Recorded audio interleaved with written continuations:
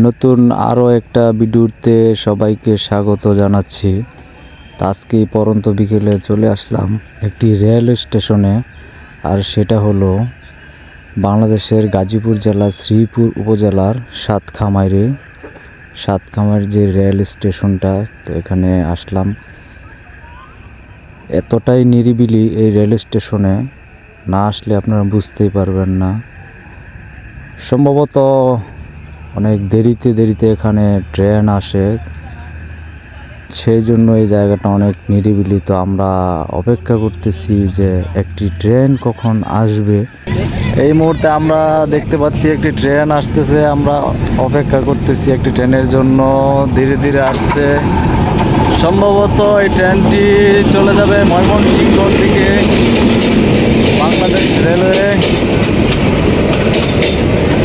সুবন চলে যাচ্ছে ময়মনসিংহর দিকে। এই মুহূর্তে সাতখামাইর, শ্রীপুর উপজেলার সাতখামাইর গ্রাম থেকে আপনাদের দেখাচ্ছি ট্রেন যাতায়াতের দৃশ্য।